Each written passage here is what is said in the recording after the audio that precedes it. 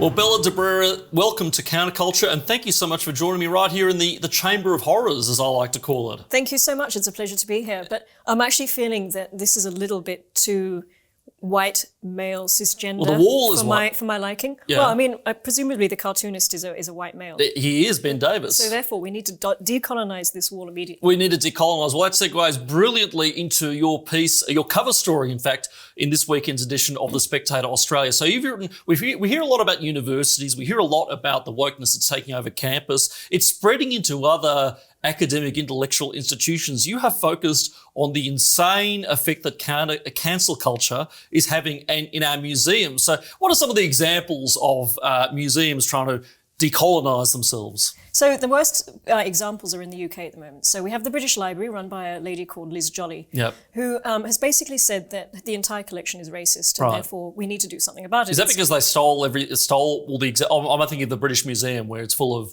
artifacts pilfered from other places. This is two different. This is the British very Library. Different things. This is the British Library. It has a phenomenal collection, millions and millions of artifacts going, way back to very early days. In it's got the Magna Carta. It's got all these incredible treasures. Yeah. All the music of Western civilization, just Shakespeare, original portfolios, everything. Okay. But they've decided that all this stuff is racist, so they've formed it's called a decolonizing working group. Yeah. Look, if you're an institution these days and you want to be an institution of note, you have to have a decolonizing Is that working right? group. Yeah, well, we don't have one. Everybody has one. Well, we can start it here, and we'll start with these caricatures.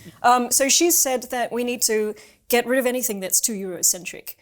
Speaking of the British Library. The British Library. So the Western maps, for too example, Eurocentric. Britain is in Europe, as far as I'm aware. It is. Yeah. Western maps, they're considered tools of oppression. You're joking. No, what do you mean Western maps? So the idea of maps, of mapping the world, of the ancient maps. So they've got to really get rid of those things because they are tools of oppression. There's a painting of Mr. Punch, of Punch and Judy fame. Yeah. Mr. Punch is a character who goes back to the 16th century Commedia dell'arte Italian. It's got a great cultural legacy. Yeah. And she's saying that we've got to get rid of a portrait of Mr. Punch that hangs in the library because it's echoes of colonial violence. You are joking. Why? Because he punches poor old Judy.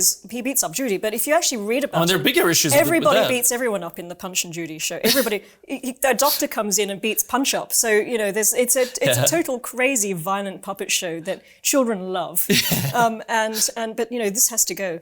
And the other thing that has to go is the building itself. Right. Because it was designed to look like a ship.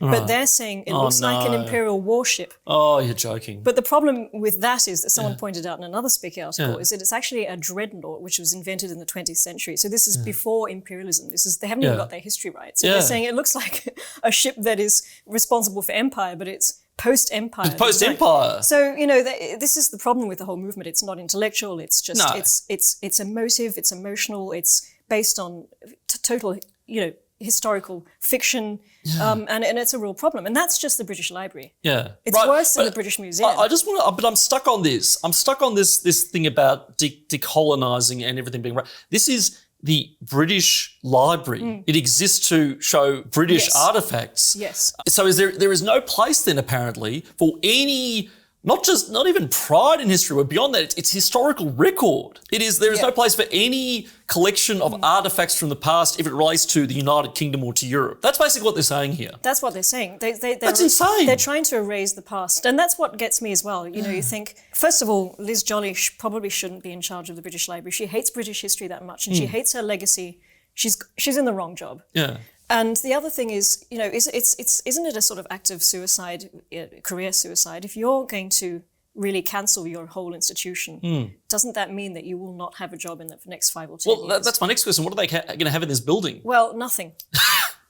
They might not even have the building if they carry through to its logical conclusion. And they do conclude that this building is too much of a reminder of imperialism. Then the building has to come down as well. So a big glittering museum full to the brim of all these treasures of British history is racist. Yes. But a pile of rubble, that'll liberate us all. Yes, that's right. So, but you said this isn't intellectualism. This is nihilism. This is nihilism. Quite literally. It is nihilism. Yeah, and this is the problem with the whole decolonisation, because it's a revolution that started that has no discernible end. Yeah. And, if you take it, as I said, through its logical conclusion, you get rid of the contents and then you get rid of the building, so that is completely wiping out any connection with our past and our heritage, which is just so dangerous and has so many terrible connotations. And all we'll have is universities that preach critical race theory. Well, yes, because obviously decolonising the universities has been going on for years, Yeah. Decolonising through curriculum, but that's another discussion altogether. I mean, it's motivated by the same critical theory and the same idea that... But it's also a cause and effect thing as well, because, this is the thing. I remember being a uni student back in my, 20s, and my friends and I would laugh at all this stuff. It was in the 2000s. It was pangender bathrooms and, decolonisation and everything else. We all just thought it was loopy land stuff. The problem is it escaped the universities. Yes. It's on the loose now. Yeah. The graduates of these arts degrees are now going into jobs at the British Library and corporates, by the way, as well, and actually inflicting this stuff on wider society. So we didn't take it seriously enough at the time. So, moving on, what else can you tell me about decolonising? So Hartwig Fischer, who is the current director, started decolonising about 3 years ago, 2017. He said, we need to make that less Eurocentric as well.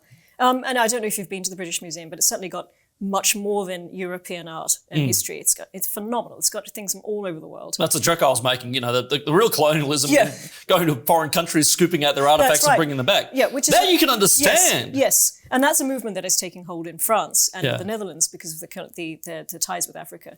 There's an awful lot of African items that Macron has said, look, we'll send back. Tell us about the bloke you were telling me about before, who's like the Robin Hood of artefacts. He's called the Robin Hood of restitution. Yeah. He's Congolese, he's a Congolese activist, and he has a little band of people, and they go around famous museums in France and the Netherlands, literally taking things off their stands and carrying them out and filming each other.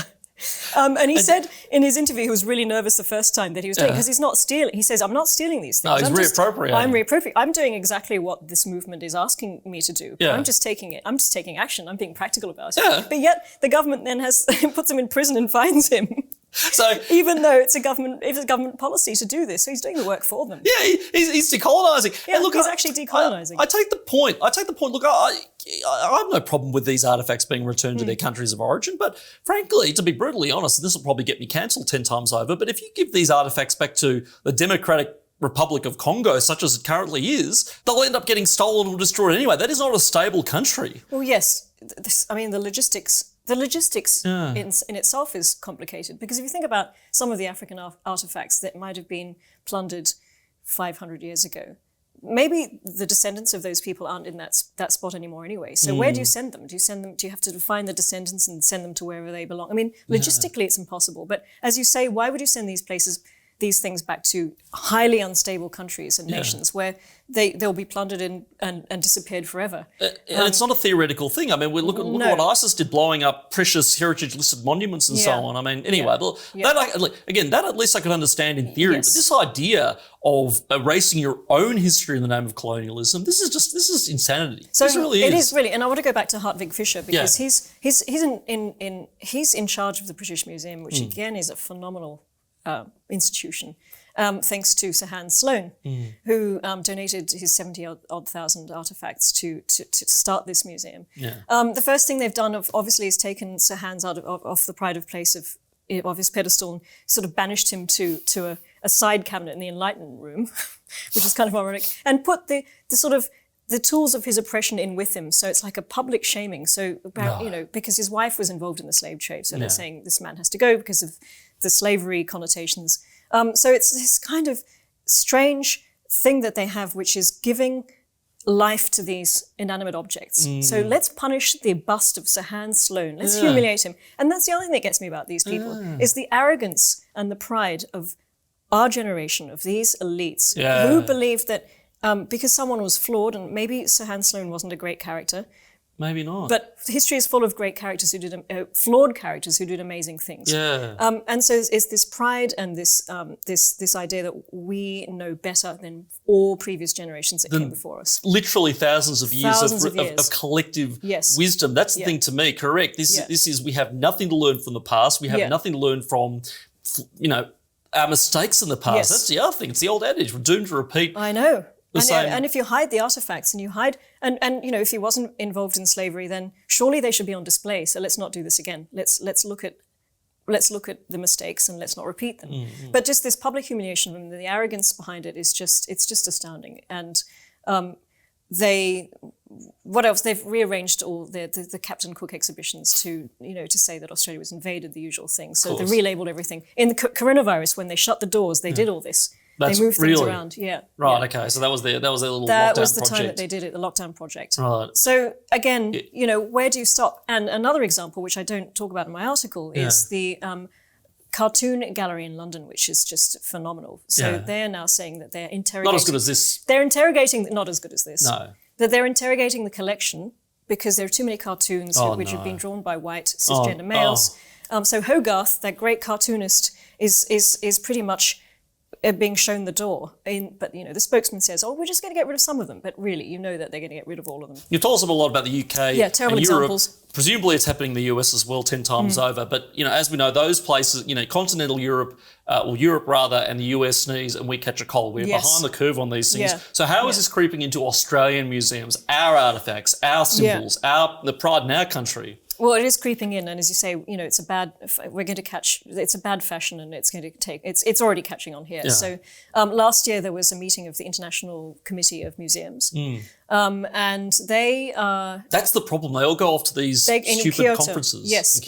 So the people that run this organisation are trying to redefine what a museum is, and instead of being about collecting and all the things that we know and love about the idea of a museum, they're trying to make it about social justice and global equality and climate change and all that kind of stuff. People pushed back. The good news is most of the people at the conference pushed back. Most of the museum representatives said, no, this is not right. Apart from the Australian delegates. You're joking. No, I'm not. Who said, no, this is a great idea and this is how we should be redefining Who are these people? Museum. They are people who run museums in this country. Well, and who appoints these people? Presumably the government. Probably the government. Well, I'd love to see which ones were appointed by the Morrison government It'd be very because interesting. What are some of the problematic exhibits in Australian museums that they're jumping up and down about? So the National Library in Canberra has already written into it. It's quite clever because it's not very overt. Yeah. But they've written into their collection policy that henceforward we will not collect any books that are not Australian. So It's a very subtle way of doing it. They're basically saying no more books that are written by foreigners. Right. So this is their racism? This is their approach to decolonisation. So they're decolonising the collection by saying no more non-Australian authors, which is basically more indigenous. Oh. So wait. So if I wrote a book that was worthy of being in the National Library, would I be deemed non-Australian? No, I think you'd be fine. But it's a way of really shutting off European and other works. Right. Okay. And really limiting the collection. So that's something that we need to be worried about. Right. But if Robin Hood, the Congolese guy, wrote some sort of magnum opus, then I'm sure that wouldn't be. No. Well, that's not going to be allowed because he's Congolese. Yeah. Which is fine. Yeah, I mean, which is fine. We should be welcoming artwork and literature from all over the world. We do exactly. Not narrowing ourselves. Europe isn't the be-all and end-all. Lord knows it isn't. That's but right. It certainly is the origins of a lot of great literary traditions. Speaking of literary, so the National Library in Wellington is getting rid of 600,000 books that are foreign books as well. So they're already doing it. And as I mentioned, I think this is one match away from book burning. So what are they doing with these 600,000 books? They're just giving them away. They're just putting who knows? Yeah. So these things are happening here, and they're coming to Australia. There was a conference at the National Gallery of Canberra last year that basically said the catch cry of the conference was decolonisation is not a myth, it's an action. Oh. So that really tells you what the direction is that we're going in, and who knows what's going on behind closed doors. Who knows? And I guess we'll find out next time we go and visit any of these places. But you've absolutely floored me with that example. In the name of decolonisation and anti-racism, they are banning foreign books from our libraries. That is the most perfectly, exquisitely hypocritical thing I've heard from the left in quite some time. And that is really saying something. Anyway, Bella, thank you so much for coming on. Great piece in the Spectator Australia. And as always, we look forward to seeing what comes next. We'll see. Thank you very much.